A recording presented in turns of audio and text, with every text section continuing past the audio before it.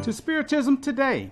My name is Jeanette Berenger. My name is Daryl Berenger. We are the hosts of Spiritism Today. And now our daughter, Bruna Paula, will offer the opening prayer.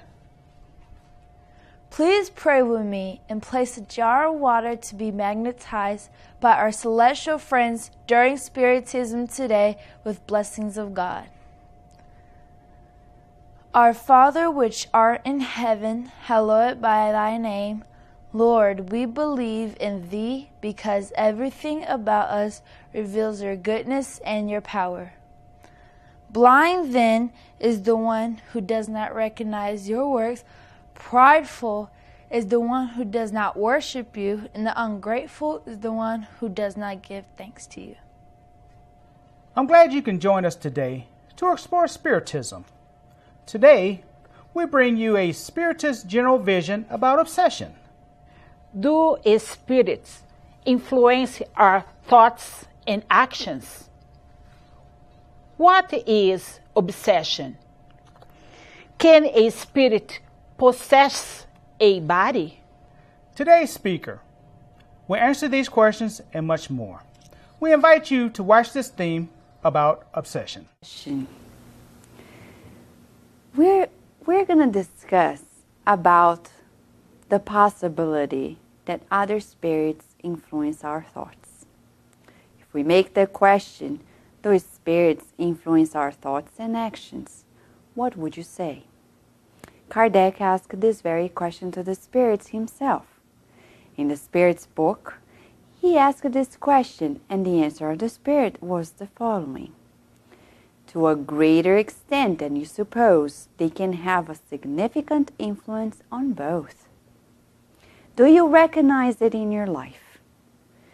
Do you feel the presence, their influence in your thoughts and actions? How so?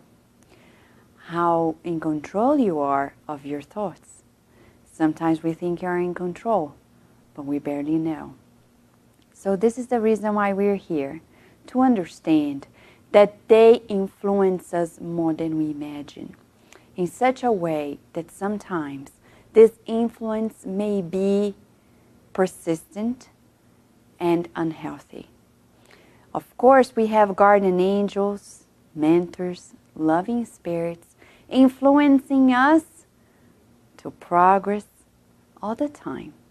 But sometimes we experience that in an unhealthy way, not from mentors or guardian angels, but from earthbound spirits, from other minds, but maybe incarnate or discarnate minds who don't like us, who are jealous of us, or sometimes that want revenge from, choices we made in the past and hurt them. This is what we call obsession. When we talk about obsession, we define it as an unhealthy, persistent action and influence of spirits onto others. Of course, you may think that only discarnate spirits may influence us in an unhealthy way or healthy way. Not necessarily. Sometimes incarnates may unhealthily influence persistently other incarnates. This is a case of addicted groups. They influence one another because if we get out of addiction, what is going to happen to them? They feel we are abandoning them, and they insist on making sure that we're going to continue to be addicted.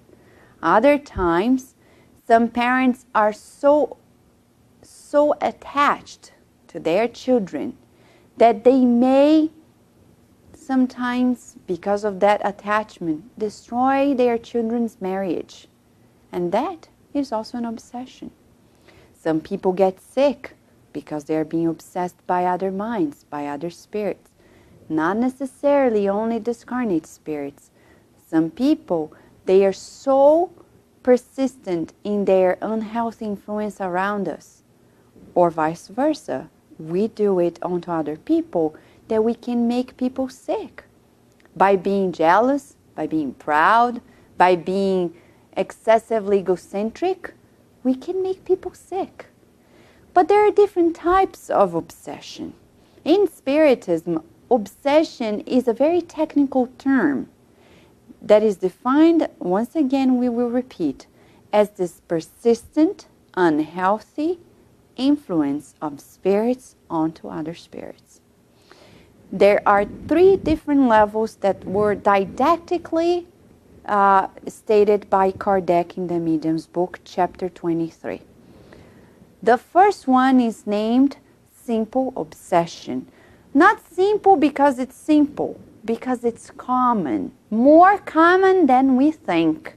In simple obsession, we verify that the person is aware of that negative influence.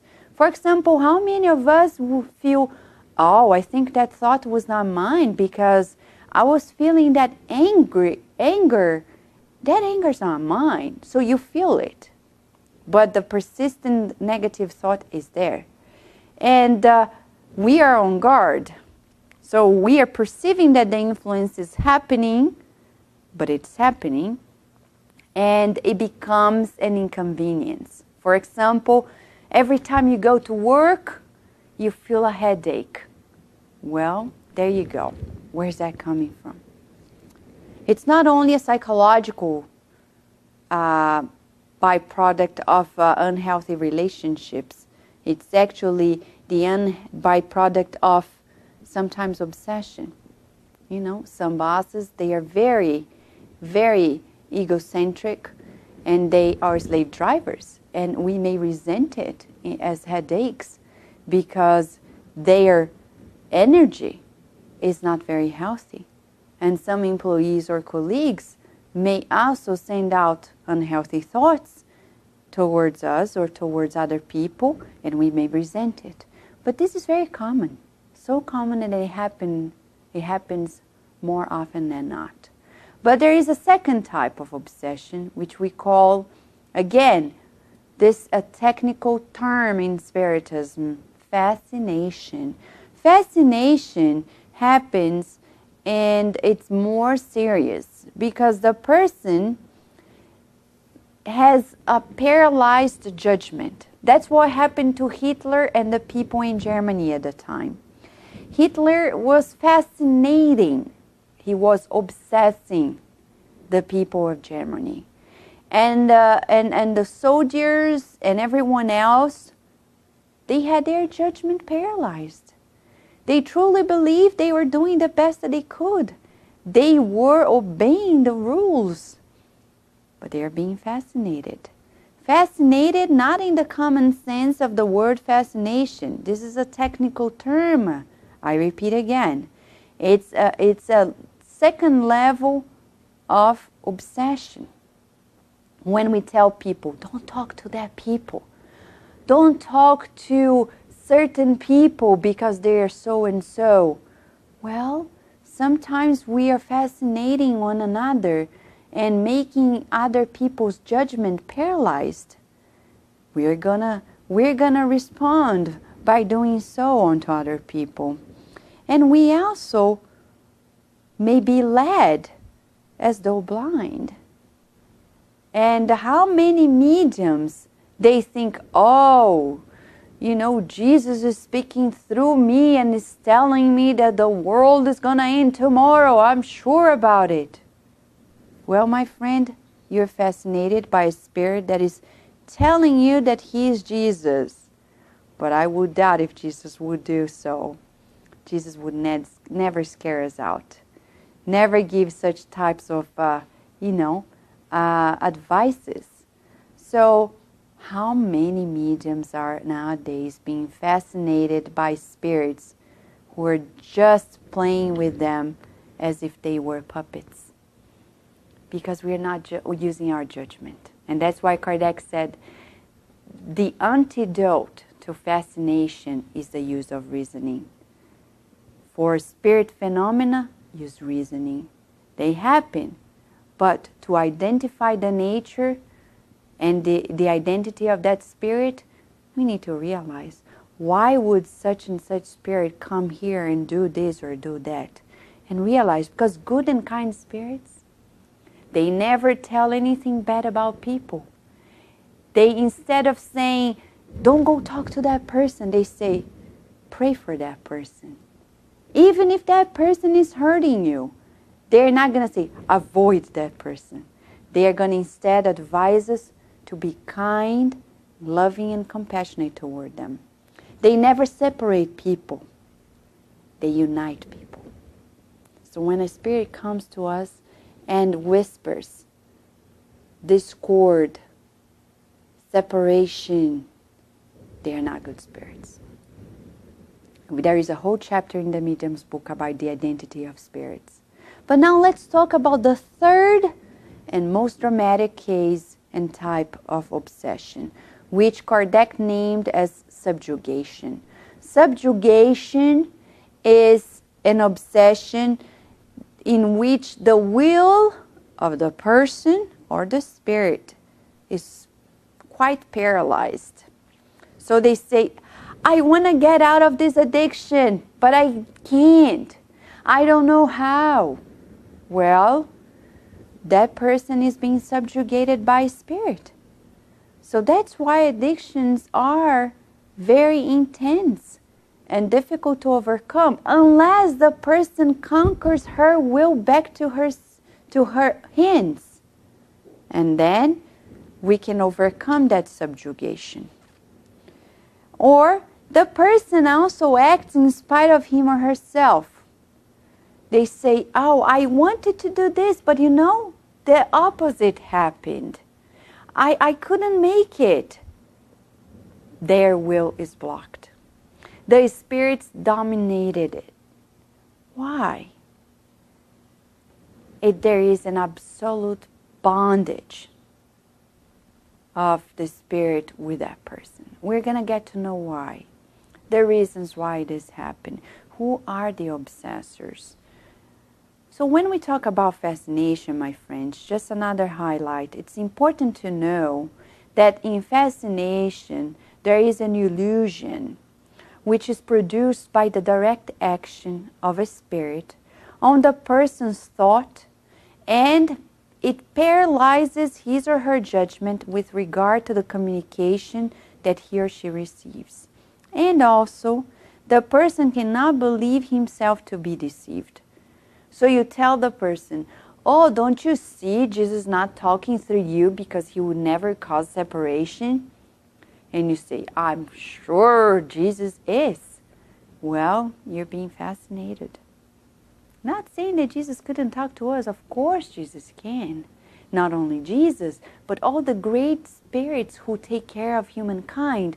But here it's not about that possibility. It's about what they are devising to us. The identity of the spirit. We need to identify it. We need to understand what is behind those thoughts. The obsessing spirit in fascination leads his victim as though he were blind, making him accept the most ridiculous statements and theories as truth, and exciting him to actions of the most insensate, compromising, and dangerous character. And in the case of subjugation, as you can see this picture of a puppet, in chapter 23 of the Medium's book, as we've mentioned before, in this case, item 240, a constraint paralyzes the will of the victim and make the victim act in spite of himself, reducing him to a state of absolute bondage. It's very sad, and this is most of the cases of people whom we find in the psychiatric hospitals. So what is the difference between possession and subjugation? In Spiritism, we understand that the term possession implies a belief that beings are created for evil and perpetually doomed to evil. And in Spiritism, that is not the case. Nobody's created to be ignorant forever. Nobody's created or doomed to evil. Nobody. So that's why the term possessed doesn't make any sense, because it implies the idea that a stranger is taking possession of the victim. And in fact, there is a constraint, a very strong constraint, but not possession. Nobody can possess us. Why? For one reason. When we are reincarnating, for example, some people say, the spirit is possessing my body. Actually, no. Because your body is your home. If you're allowing the spirit to do it, let's revisit what is behind it. Because we may unconsciously allow it, sometimes because of guilty feelings of previous lives' mistakes. We feel ashamed and we punish ourselves, allowing other spirits to constrain us in such a level that we may do things that are very, very, very sad. But when we reincarnate, molecule by molecule of our spiritual body is attached to the physical body. There's no way that another spirit can possess our body. Because energetically speaking, our body, physical and spiritual body, they are fully connected. There's no way for them to get in and break this connection. So in that sense, they can influence and constrain that bond between spiritual and physical body, but not possess it. That's why we don't use the term possession, but subjugation. We subjugate someone. And in this sense, we ask, who is the obsessor? Who is the obsessor? An inferior spirit. Not that the spirit is inferior in the sense that the spirit is out there and is inferior to us, but it's a spirit that has not evolved to a greater level. It's an earthbound spirit that was caught up in his or her own suffering. And in life, lived under events which caused rebellion and repression in emotions, and death could not liberate him or her. So there is an unfinished business for this spirit, maybe incarnate or discarnate. How do we recognize obsession then in our lives? First, when we observe that there is a persistent, unhealthy thought or idea occurring to us. For example, you're living well with your husband or with your wife, and now it comes to you thoughts of, oh, maybe my husband or my wife is betraying me. I think my husband or my wife are cheating on me. And then you think, where is that coming from? There's no reason why I'm thinking of this. Well, that may be an idea that comes from unhealthy minds that don't want us to be happily married.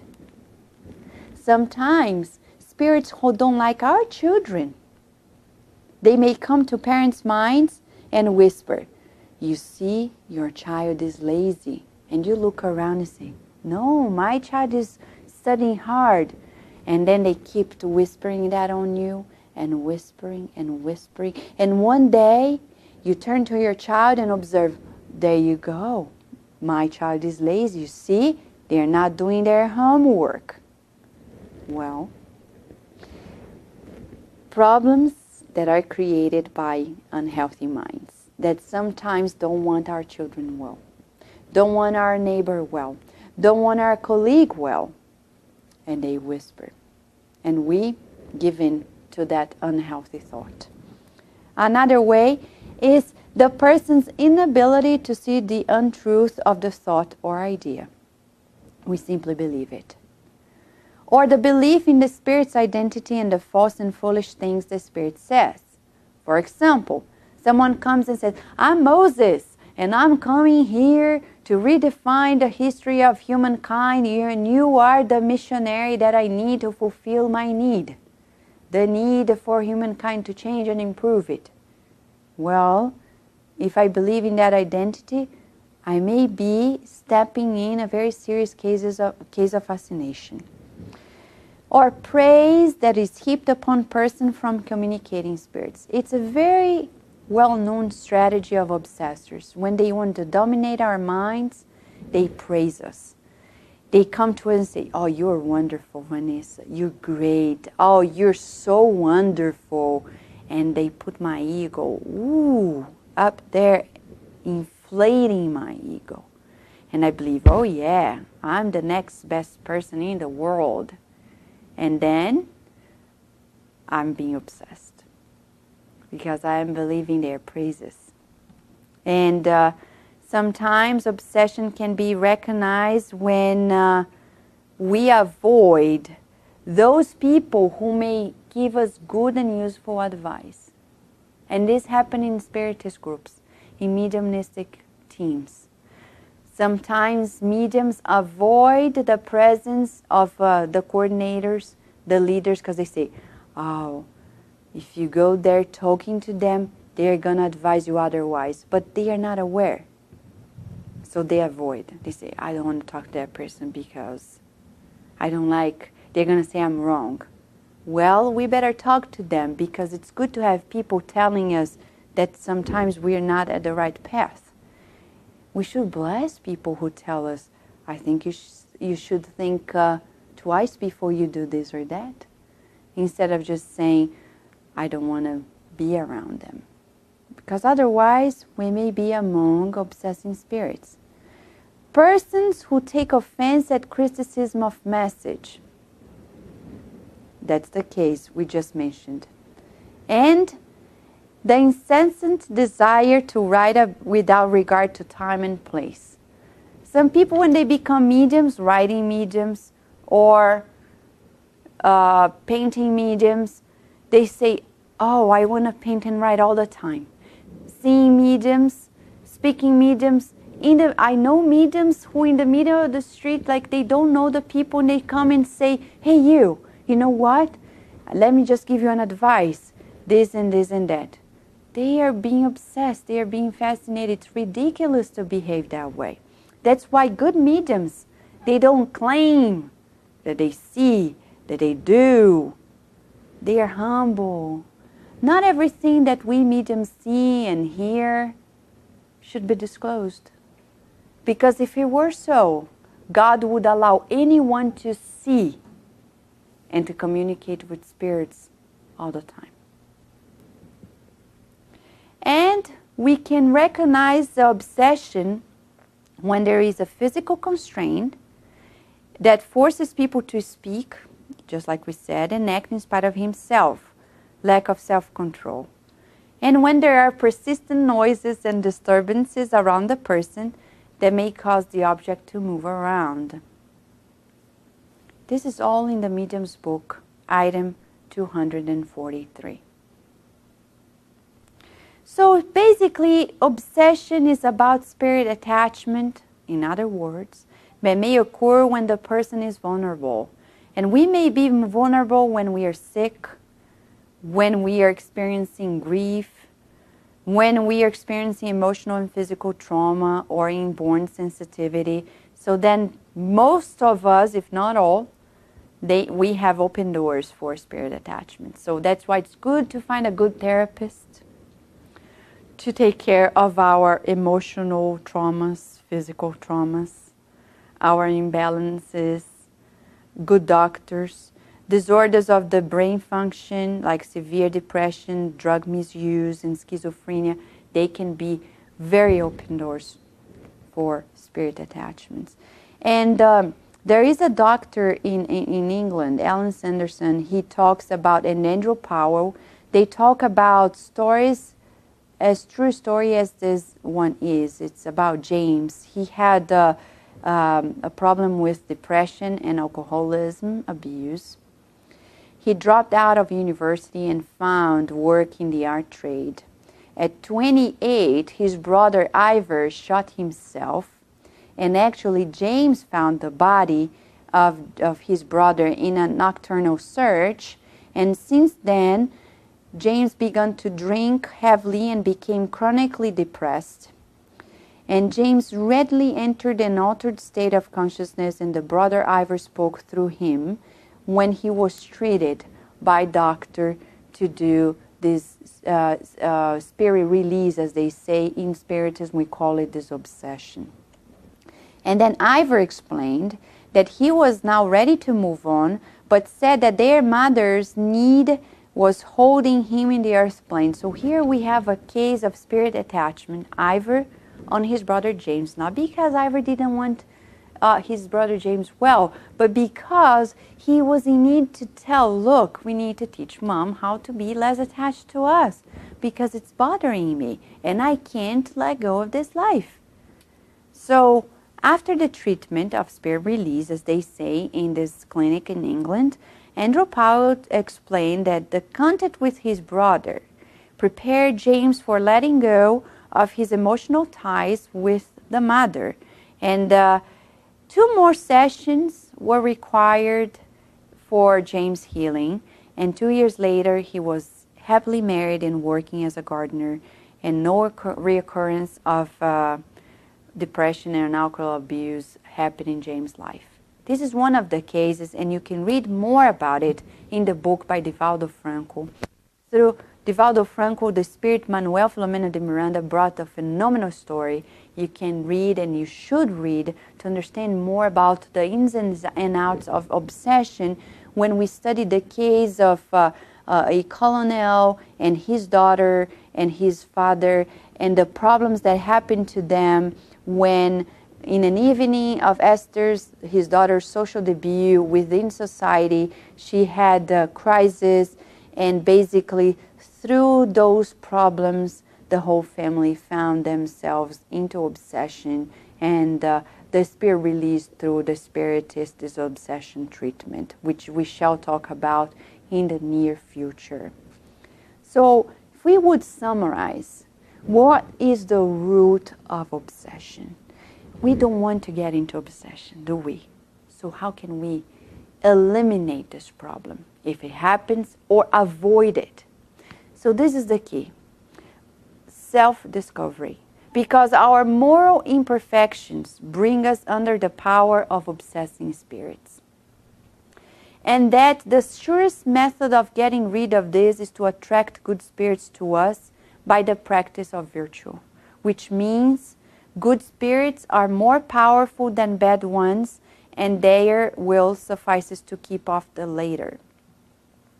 But they only assist those who second the action of their will by the efforts they themselves make of their own amendment.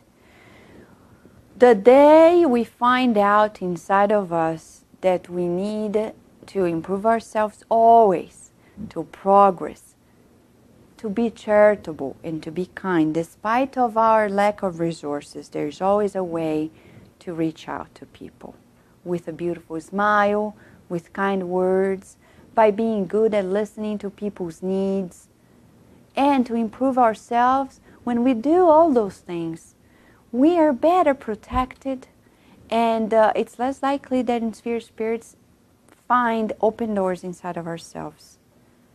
It's our moral imperfection that opens the doors for them to come in and play and unhealthily influence our lives.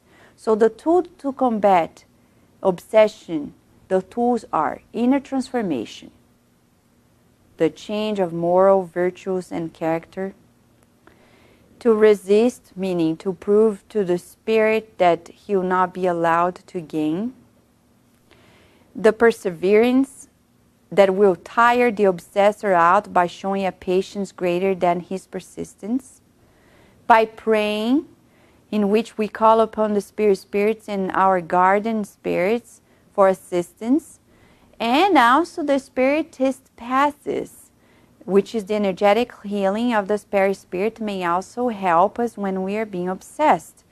And those obsession meetings in which we counsel the spirits who are obsessing and to release their attachment onto obsessed people. So, to summarize, the antidote to obsession is in our moral improvements, because the moral imperfections of the obsessed person is often an obstacle to his or her own liberation. That's why we say there are no victims. If you're being obsessed, my friend, don't feel yourself as a victim. You open the door. Now let's together find a way to close the door and help those whom are feeling troubled and are in need of help. So let us close now, reflecting on the concept of obsession.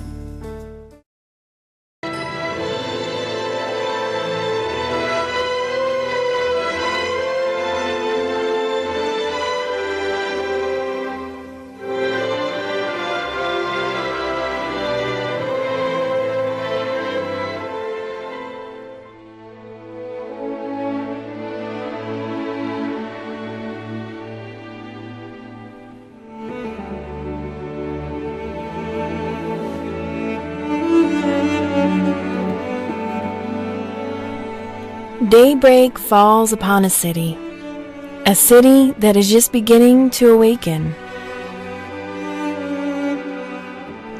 Waking up for another day, fighting for survival. Survival transformed into labor. Labor, which at Mansão do Caminho has another meaning: solidarity. Here, everything starts very early, animated by the first rays of the sun from the morning dew and by the awakening of life. However, in order to nourish the body, the soul must first be at peace, thus creating another beginning which blooms from within the mediumistic soul of Divaldo Franco, a sensitive humanitarian, completely devoted to the Spiritist cause. A man who one day had a vision that later turned into a place that is now known as Mansão do Caminho. Such social work is of extreme importance for the city of Salvador, for the state of Bahia, and for the whole country. The more attentive observer for the social causes notices the greatest plight of human survival within the less fortunate social classes takes place in the beginning and in the end of every existence. Therefore, the Mansão do Caminho is not only a temporary shelter, but a safe haven along the way and at all times in the journey of life.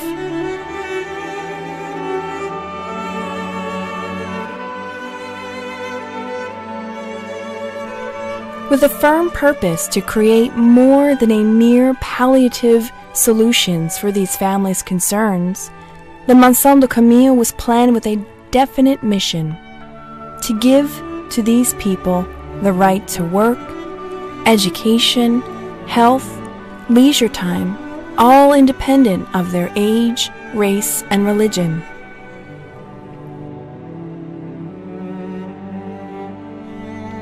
The chosen location, which is the center of a poverty-stricken neighborhood, had been psychically identified by Divaldo Franco, characterized by social isolation and violence, where more than 70% of its population lives below the poverty line. And it's here in this area of 840,000 square feet of land in Pau da Lima, Salvador, that Divaldo Franco, aware that the social debts are simply enormous in this country, has been performing a remarkable social work for more than 50 years.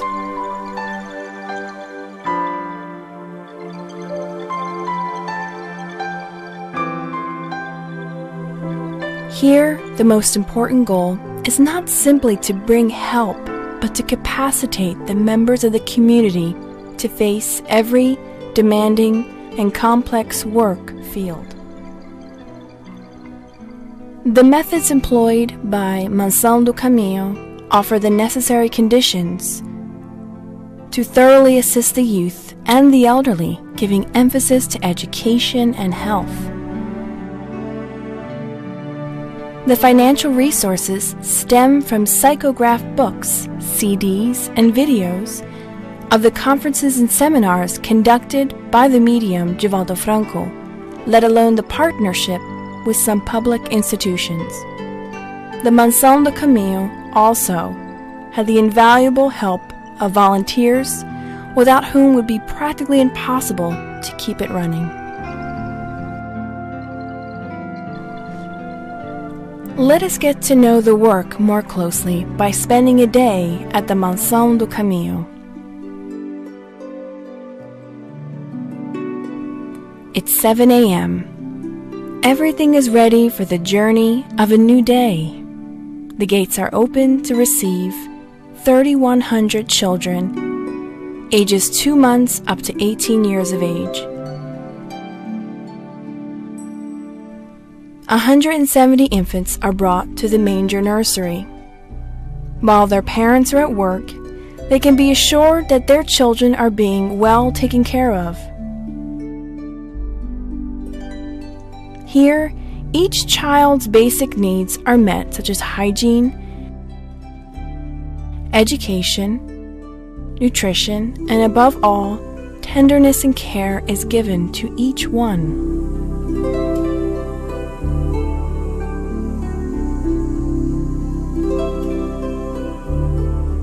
Children ages 3 to 6 attend the Kindergarten of Hope. Here, 400 children start their first steps towards their preparation for a fundamental education. Mansão do Caminho offers materials, uniforms, nutrition, and everything that is necessary to develop their skills.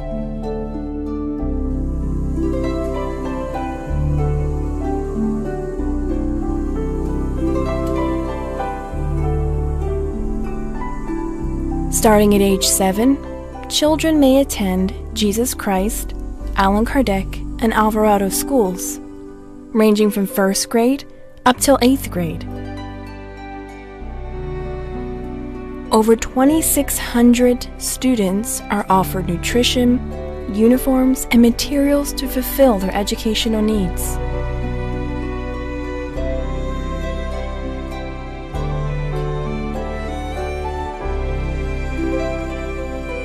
For 440 adolescents, the Mansão do Caminho offers professional courses in industrial sewing, information technology, bakery, carpentry, auto mechanics, masonry, tapestry, and landscaping, preparing them for the workplace.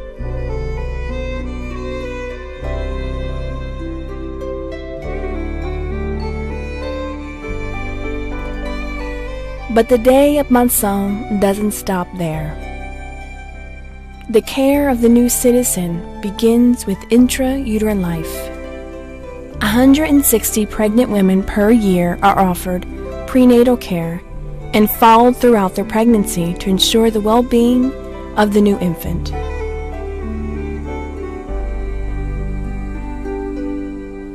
Simultaneously, at May's workshop, over 800 infant clothing are being made and distributed not only amongst the expectant mothers, but also for the underprivileged mothers of the region. The Mansão do Caminho has a free health center that offers medical services such as laboratory analysis, dental care, nursing, and pharmaceutical services. Aside from the assistance it offers to the Mansão's attendees, it also helps the people of their community. Directed to the children, adolescents, and adults, and seniors with pathologies such as hypertension and diabetes, its health center since 1998 has been engaged in a mission whose work utilizes the biopsychosocial spiritual model to care for the human being and to bring integral health by promoting self-healing with outstanding results. Pioneering within the assistive services, Alta de Souza Caravan is one of the oldest departments. There are approximately 300 people who receive assistance such as biweekly food baskets, medical care, medicine, blankets, shoes, clothing, etc. The elderly, the terminally ill, and pregnant women with special dietary needs are attended to.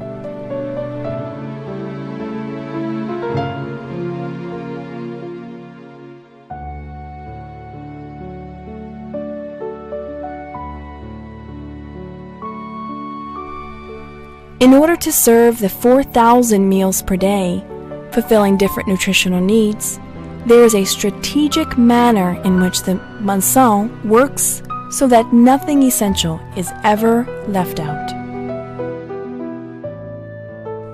In the bakery, the youth are trained for the workplace, simultaneously assisting with the bread that is made for the Maison do Caminho. Also, there is a garden patch where vegetables are being cultivated to help be used for the meals that are served at the Maison do Caminho, and also it is an alternative training service for the youth.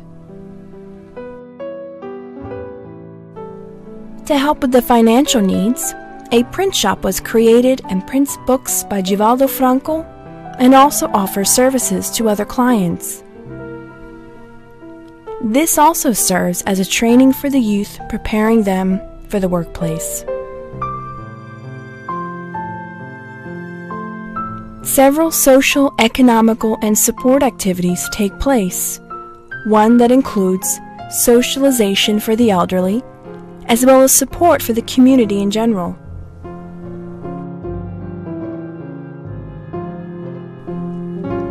When the sun begins to set on the horizon, the city withdraws.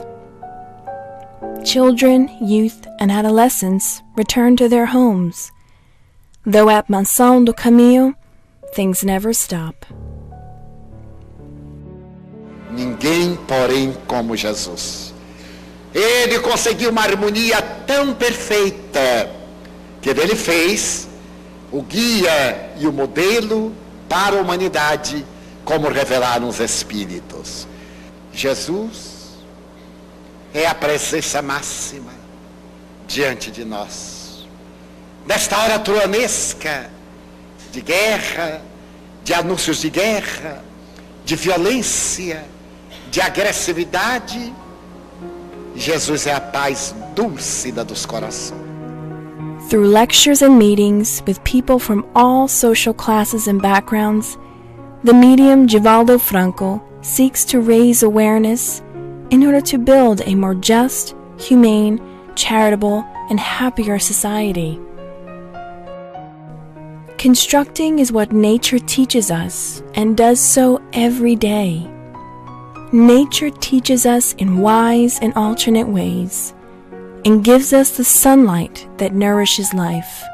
Wise is the one who cultivates this gift, lends and shares this wisdom, and who is able to build in his transitory existence through the different pathways of life on earth.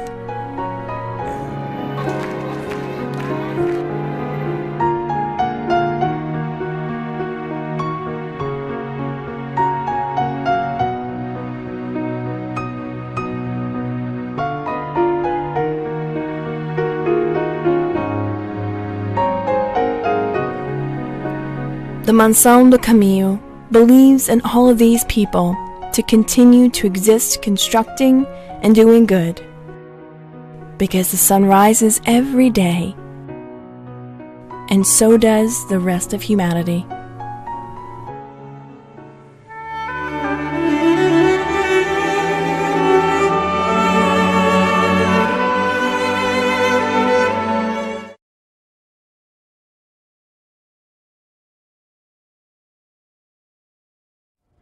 Hello, my name is Vicky Torrey. Oi, chamo-me Vicky Torrey. It is an honor for me to be leading you through this Joy Bringer's Color Meditation. É uma honra dirigi-lo nesta meditação da cor através dos mensageiros da alegria. Each color has its own spiritual meaning. Cada cor tem o seu significado espiritual. This meditation is using the color purple. Esta cor usará a cor violeta. The color purple increases your intuitive and meditative abilities. A cor violeta ajuda a aumentar a sua capacidade de meditação e intuição. Purple is often considered the color for royalty. Violeta frequentemente é considerada a cor da realeza. Let's begin our meditation. Vamos começar a meditação. Sit in the chair with your thighs parallel to the floor.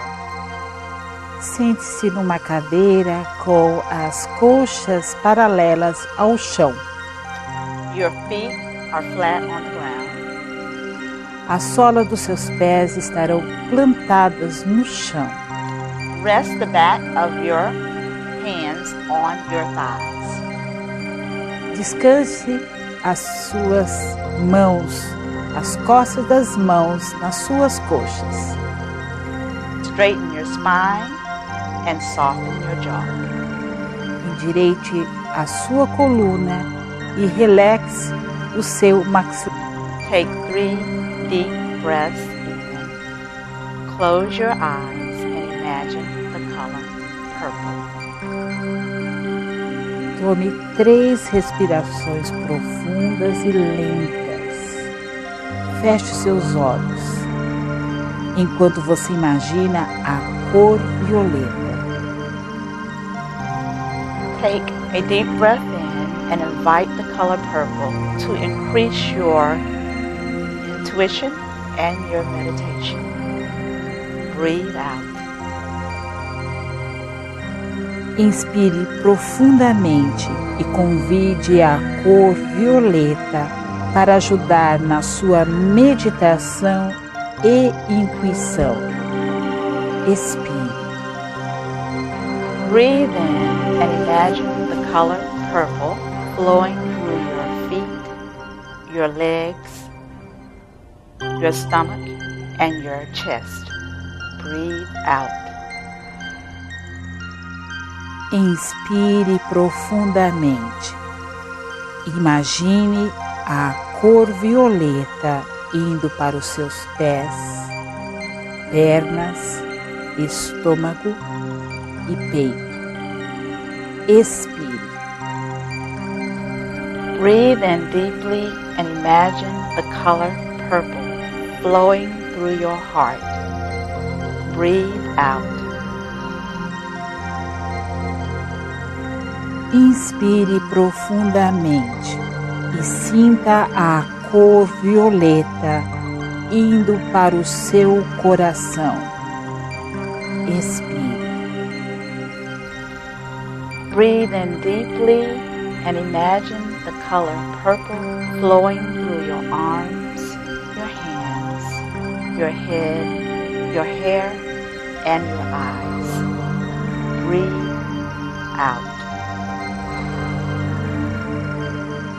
Inspire profundamente e sinta a cor violeta indo para as suas mãos, braços, cabeça, olhos e cabelos. Expire. Breathe in deeply and imagine the color purple flowing through all the cells in your body. Accept the color purple into your life now. Breathe out.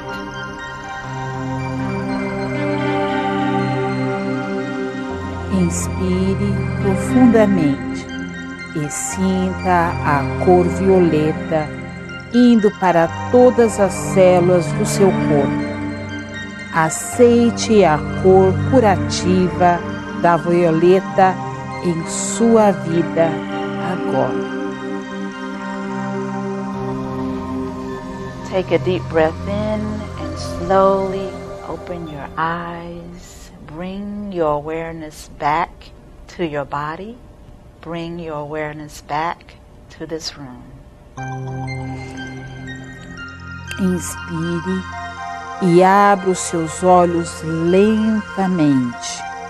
Traga a sua consciência de volta para o seu corpo, de volta para o lugar aonde você está. Wiggle your fingers, wiggle your toes, stretch.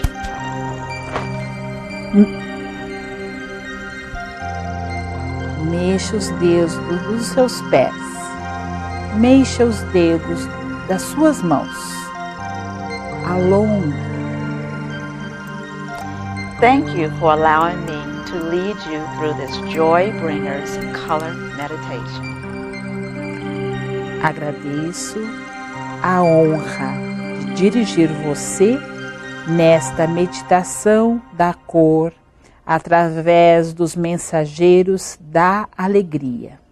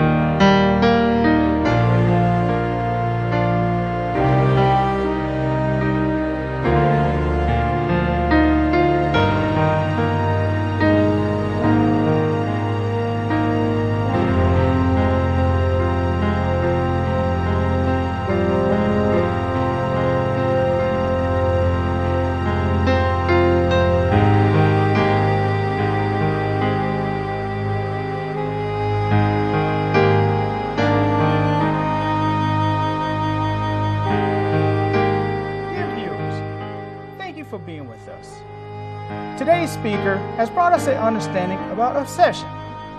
Did you like this theme? I hope so, because Spiritism Today was made for you and to help our spiritual growth. And now, our daughter, Bruna Paula, will offer the closing prayer. Please pray with me. Give us today our daily bread. Give us the necessary food for our maintenance of our physical strength, and also give us the physical nourishment for our development of our spirits. Celestial friends, please magnetize our water. Thank you, Lord. Thank you for being with us today. We will see you next month. Goodbye. Goodbye.